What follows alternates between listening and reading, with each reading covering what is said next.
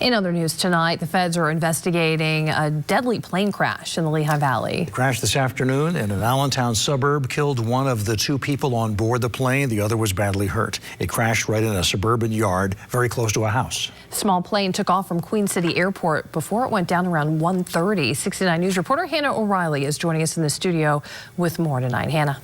Wendy and Rob, that's right, a tragic situation. Nearby neighbors tell me these planes fly over their homes all day, every day. However, when this specific aircraft was soaring through the sky, they could tell something seemed off.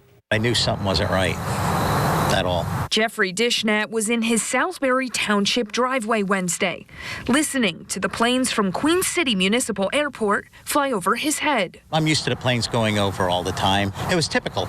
It was kind of typical. Jeffrey says one plane in particular stood out. I'm around vehicles and engines my whole life, and the plane did not sound right. I actually saw the wheels hit the top of the tree. That plane was a single-engine Piper PA-28 that had two people on board.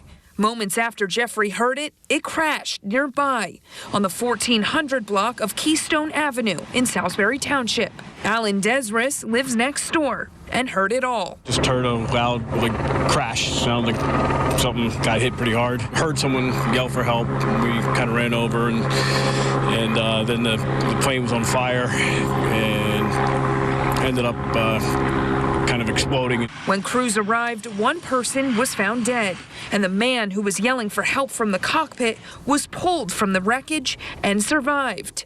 He was rushed to the hospital. The cause of the crash is still being looked at. The FAA and NTSB are both part of the investigation. Information from the FAA on who owned that plane could be available as early as Thursday. Terrible tragedy. Terrible.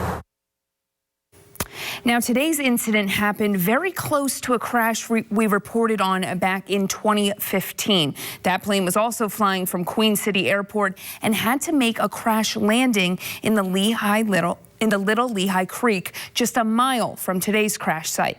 As we learn more details on what exactly happened today, we will update you online and on air. Wendy, Rob.